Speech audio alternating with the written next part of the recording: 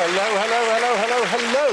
And welcome to QI, the show that puts a song in your heart, a tune on your lips and a hum in your pyjamas. Joining me for tonight's special music edition are Sean Locke, Mark Gatiss, Linda Smith and Alan Davies.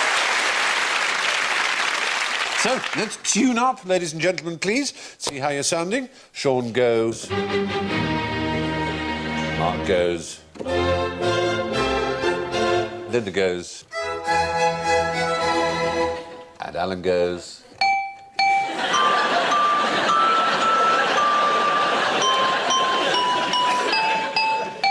Well done. Very good. Excellent.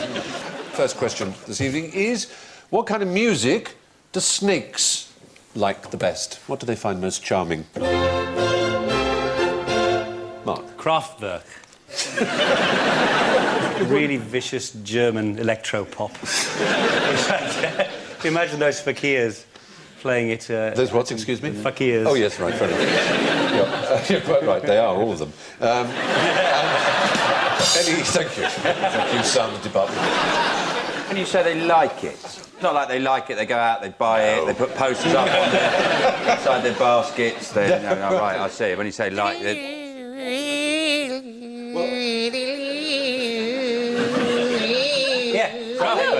Just a second. Good heavens. It works. Oh. The hood right back, ready to pounce. X-rated ain't half hot, Mum, that. It was rather. Well, no, the oddity is actually that snakes don't respond to the music at all. It's simply the sight of it. They just like the sight of it. Yeah, because if you do it without playing music... They don't respond to music. Right. You're quite right. So you could be doing that on anything? Yeah, or just making no noise at all, and it would still sway backwards and forwards and don't have mesmerised. Ears.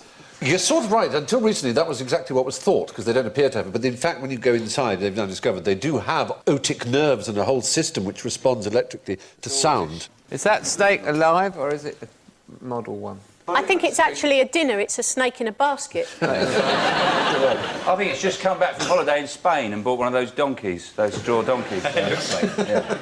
When I was a kid, there was a rattlesnake on TV every week.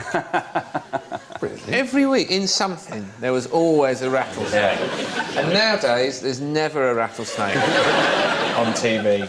It was like a big thing in the 70s. Well, you didn't even see one, you just heard one. You just heard one. It was the most terrifying noise of my childhood, and I grew up in Loughton. Yeah. Good. Well, there you are. That's the point, isn't it? Snakes and hearing. Now, on to a nursery rhyme. The nursery rhyme says, hey, diddle, diddle, the cat and the fiddle. But what have cats got to do with violins? Cat gut. Oh, dear. Oh, dear, oh, dear. No. Not that, then. Not that. No. Fact is, cat has never gone into the making of violins. It was a myth that was put about by the string makers. It was considered very unlucky to kill a cat in medieval times. They made it out of sheep gut, and the people of... Sheep really get it all. Don't they, Jeff? They've got low self-esteem, I think. They allow themselves to be bullied. They do allow themselves to be... In Australia, they discovered that sheep possess morphic knowledge.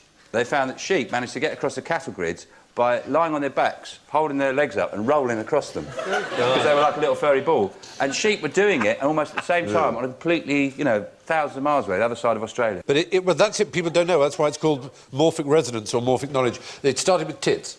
Blue tits seemed to discover in different parts of Britain to peck open the silver top of a milk bottle within a week of each other in Scotland and in England without any tit having done it before. And they were too far away from each other to have communicated. And this theory arose of what's called, as Sean said, morphic resonance. Cats and violins. Oh, cats and violins, yeah. Yes. The people who had the monopoly, as it were, put it about that was made of catgut, because knowing that their rivals would never dare kill cats, and they wanted to kind of keep it secret. It was the same families have run violin string making for over 600 years. But now, of course, there's nylon and steel added, though people still say the old sheep gut is still the best. I thought it was something to do with the cat's penis. Did you? Isn't it a strange shape, like the shape of a violin, or something like that? Is it a really strange shape? Yep. It's the shape... What would be the shape of a female's orifice in order a violin case. to receive a violin case?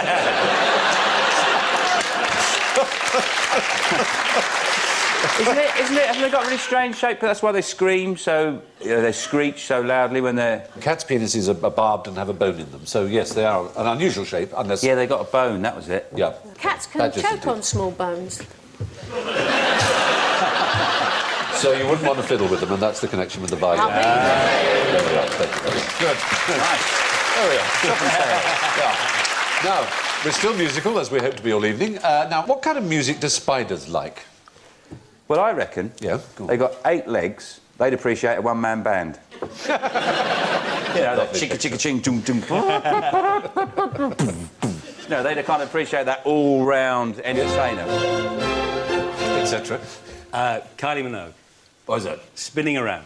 Oh, spinning around, very good. You could have said Andrew Lloyd Webber, I suppose. Actually, on a similar note, might it be Cliff Richards?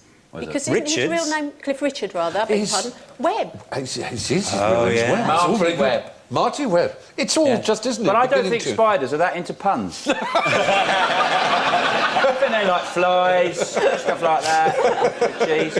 I'll tell you an interesting fact about spiders. The huntsman spider, which, well, one a little fact everyone knows doesn't actually build a web, is the only spider with lungs. Oh, I like that. So you can get it a birthday cake with a candle on. Yeah. That's a sweet thing to think of. What a nice way of thinking. What do spiders do to flies? They wrap them up in web, like in Lord of the Rings, Yeah, and... Silk. and then take them off, wait till they've toughened up a bit, and then they eat them. Well, that's the other thing, is they don't eat them, they drink them. They drink them. Because they squirt them with acid that dissolves them into a sort of... Flies, when they liquid. land on your it's kind of food, soup. they immediately vomit on it. And then they tread about on it like that, get it all mushy, and then they digest that. That's quite rude, isn't it? It is. And they listen with their feet, their 8 And feet. here you coming. And they have a listen with penis their on their head. Oh, That's on the end of a little feeler. That's where their mating organ is, the males. they're just a mess, aren't Exactly. They're all dickheads. They have 8 eyes as well, most of them. Spiders have 8 eyes and 8 legs. Yes, yeah. Well, the answer to this question is it does seem to be classical music, because they they did an experiment and they found that in Who the are they? university... Who are they? University of Ohio, in this instance, is they, or are they? The University subjected- of all else better to do it. Ah, well, no. Formerly the Polytechnic of all else. So, domestic spiders were subjected to Bach, techno, I believe is some kind of modern music, and rap. For techno and rap, they built their webs as far away from the speakers as possible, and for classical music, close to them. Someone very close to me told me about a music called Tesco. Do you know about that? No. It's a blend of disco and techno. It's real sweet. That is Tesco. And they have Tesco evenings in certain nightclubs.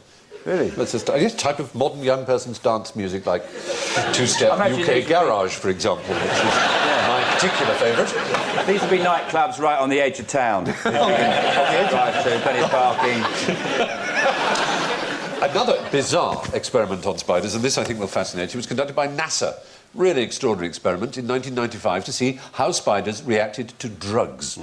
So behind you are some of the results. We have 2 webs, one produced on LSD, one produced on caffeine. You have to match the drug to the web. I bet the worst one is caffeine, on the right there. That's what you reckon? Yeah? Yeah. The Yeah. other one looks like a bullet-through glass on Callan. You're absolutely opening right. The extraordinary thing, and nobody understands why, is that when they give them LSD, they make even more geometrically perfect webs than they do in nature. It's absolutely perfect. Do they see spiders everywhere? Well, they see humans probably, don't they? Oh, it was a bad trip. I saw humans floating in front of my eyes. Oh, God. And that jangled mess on the right is caffeine, the world's most popular drug. 80% of all human beings take caffeine at least once a day.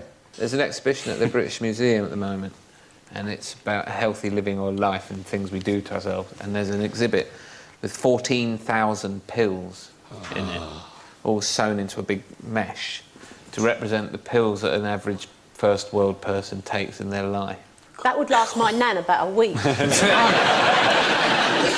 Not content with that, we kind of push our gear on spiders for some extraordinary reason. Yeah, you try it now. Yeah. We don't want coffee. Try it, have it. We want to see what you do. We want to see what you do. Oh, yeah, look, you're weird. Thanks. You There'd know, be a lot of loud laughing flies if they saw that. Oh, it just flies straight through it, it's great. But we have another one for you, and you have to guess the drug. Let's have a look at this next one. There we are. What would that be as a result of? Lager. Any other thoughts? Marijuana Marijuana is the right answer. Mary Jane, or cannabis, or whatever you'd like to call it. Because they couldn't be asked to finish it. Exactly. Yeah. Good. Now, listen to this piece of music by the Mamas and the Papas. Monday, Monday, so good to me.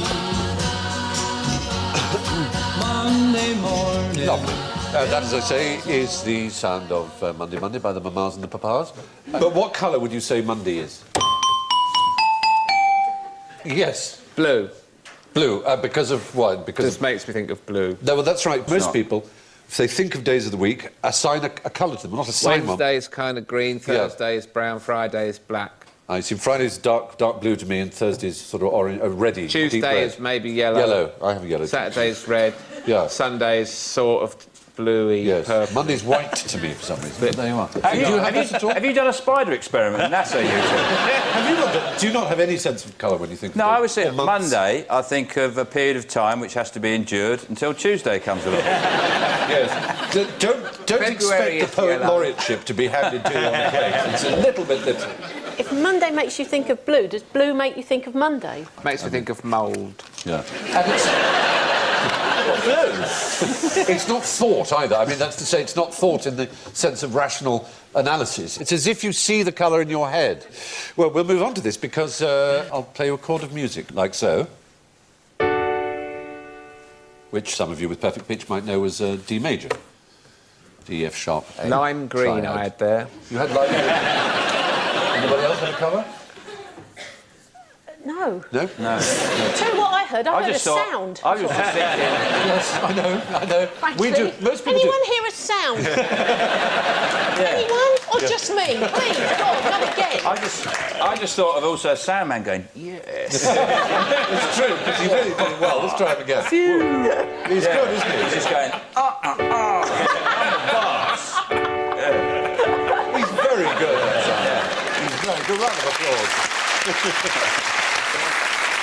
If I do it, will he do it for me? Go on, see. Yes, with one finger as well. I wonder if it did for Move me. up the scale, move up the scale. Hey. No, the fact is there is this condition known as synesthesia, which is quite common, in which people genuinely see a colour when they hear sounds. Rimsky-Korsakov, for example, saw that D major chord, boing, oh, boing. So there's Rimsky-Korsakov. He saw it as a glorious sunny yellow. Liszt would say to orchestras and completely baffle them, no, please, gentlemen, bluer.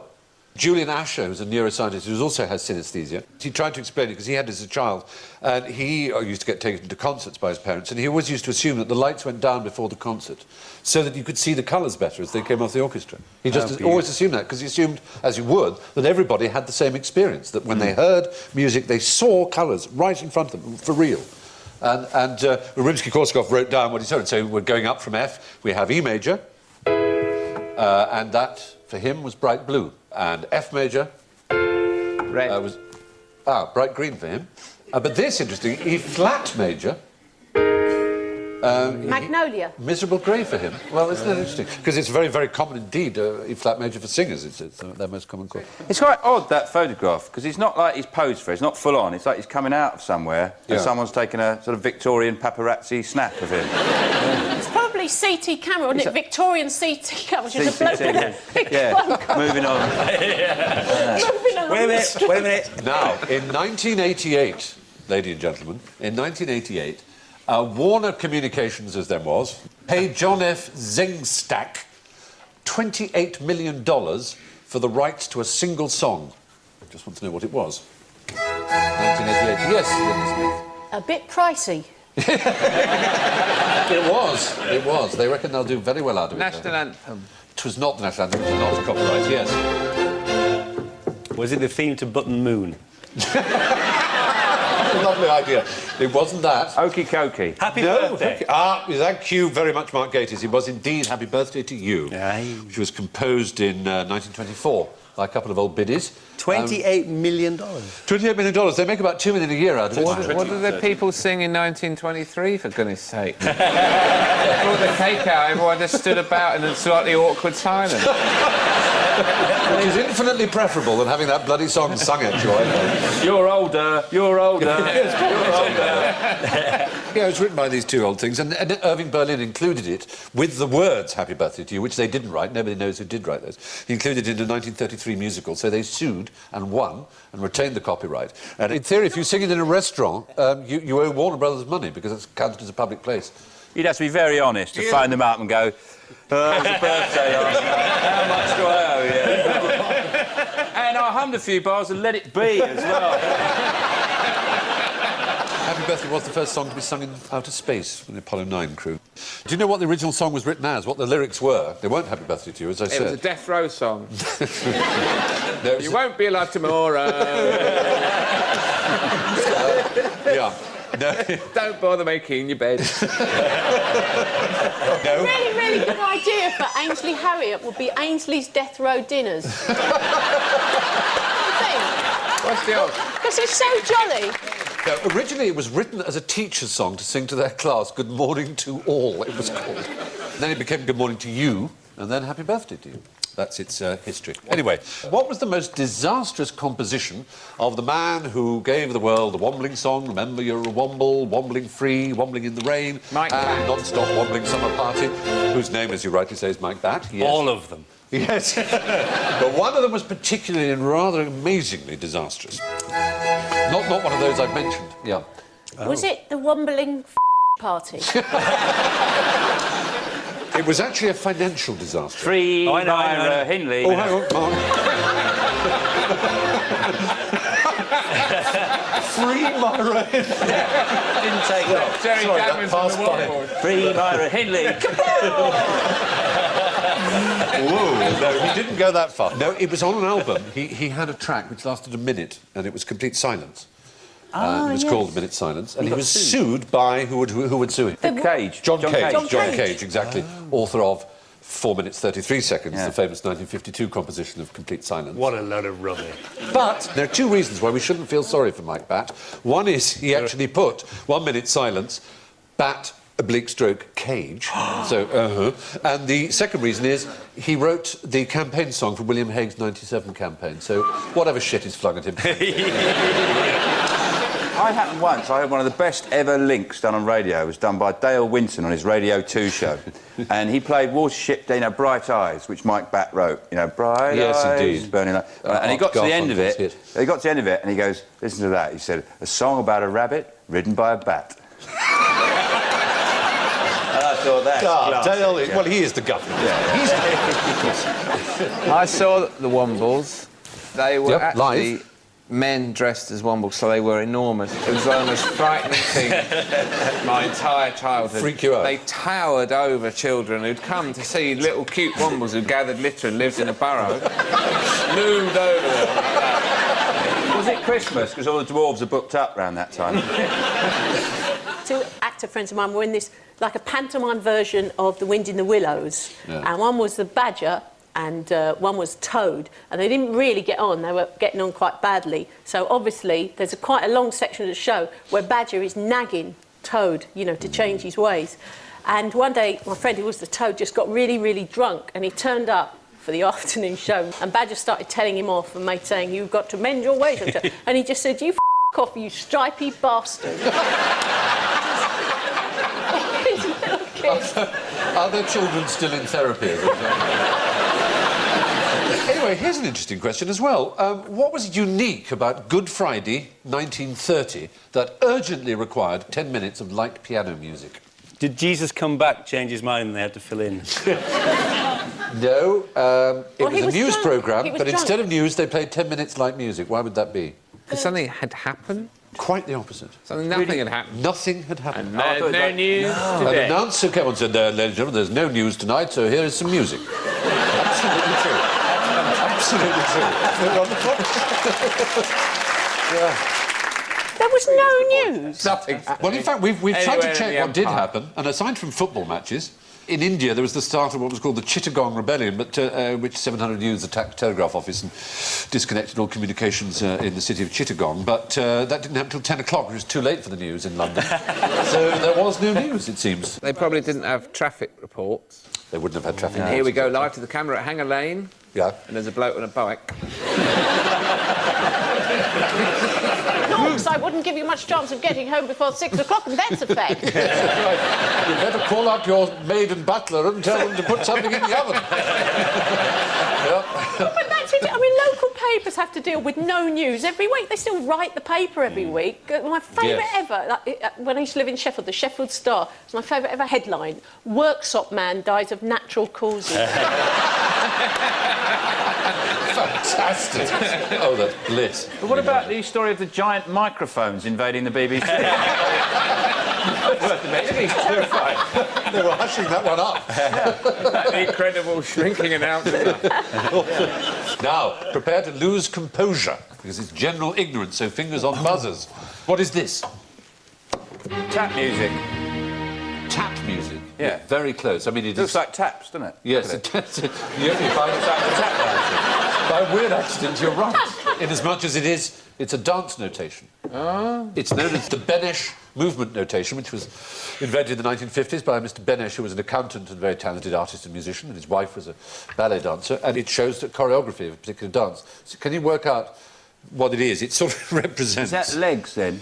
I assume. Oh, body's changing, yes. The Okey Cokey. It is the hokey cokey. Well done. And there are legs going in and out. Exactly. There was an American version of the dance was a man called Larry Laprise, and he died in 1996. What happened at his funeral? Oh, they couldn't get him in the coffin. Why's that? They put the left leg in. And the trouble started. Right, fair enough, exactly. Mr. Fry, can I do me song? Mr. Fry. Bring back variety, yes? Now, next question. What was the first invention to break the sound barrier? Mae West vibrator. How fast is a bullet? I need an answer, not a question. More Steve! They got coal, they're shoveling it in.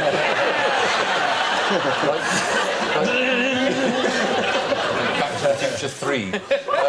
So, yeah. She had a giant rubber band, 6'1", with 10 men twisted it round. Dear me.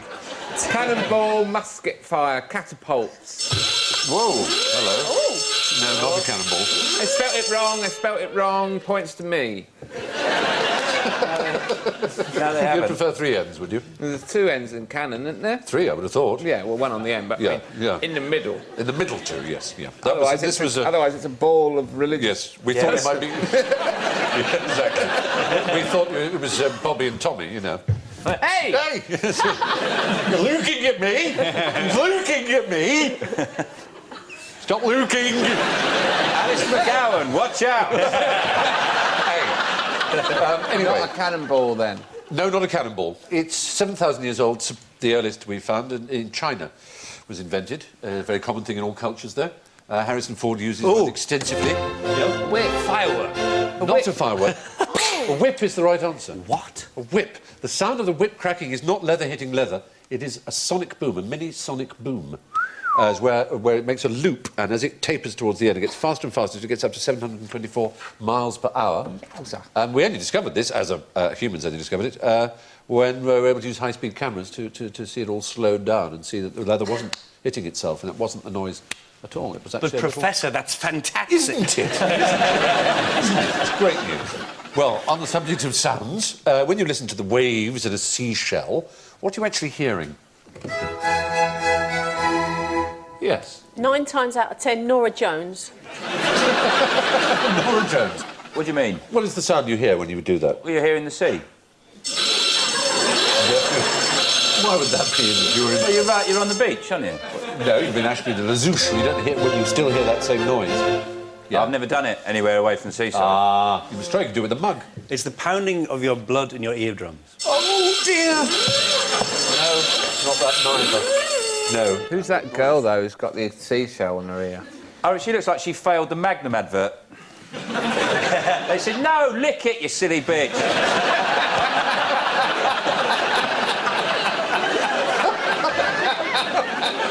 They're awfully rude, aren't they? I know what you mean. You just get a rushing sound like would that be? It's air in yeah, your noise, ear, airflow echoes. resonating inside it. It works with a mug or a cup or something. Of course, if you hold a shell suit to your ear, you can hear Romford.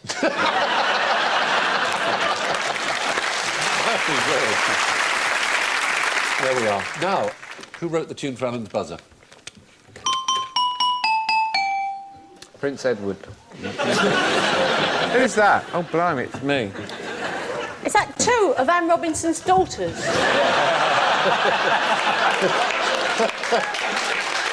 You see now how they got the idea for the slinky, don't you? I bet there's a clown somewhere panicking, going, Jesus Christ. It's about 5 minutes of showtime, he's going, oh. Why is it not so springy now? You're not eating so many cheesy Wotsits, are you? There's also looking a bit ginger there, aren't Yeah. they? Certainly are. He looks like the new Anne Robinson. Have you seen her? The new one? Oh, yes. She's regenerated. She has into a beautiful new lady. It's extraordinary. She looks like a Siamese cat walking into a storm. What was the tune again? I've forgotten. It was what we would call Twinkle, Twinkle, Little Star. You didn't do that last time. I bet it's German. Twinkle, twinkle. 5 years old. Star?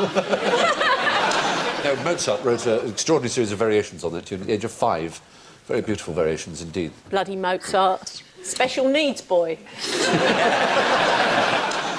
Now, let's get to the scores. And it's rather a dissonant quartet here, my goodness me. Well, look, we're going to have to do it in first to last. Our winner, very tunefully, is Linda with 2 massive and tuneful points. And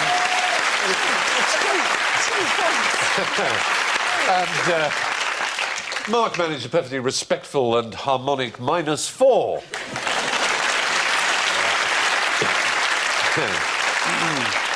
And Sean was not quite so on song with -8. And as usual, I'm sorry to say, Alan managed an absolutely astounding, caterwauling mess of a ruin of a sound, which was -13. Congratulations. Well, that's all from QI for this week. A big hand, please, for our singers, Sean, Mark, Linda and Alan. And we leave you with this famous musical memento, the observation of the conductor, Sir Thomas Beecham, to a lady cellist. Madam, you have between your legs an instrument capable of giving pleasure to thousands, and all you can do is scratch it. Good night.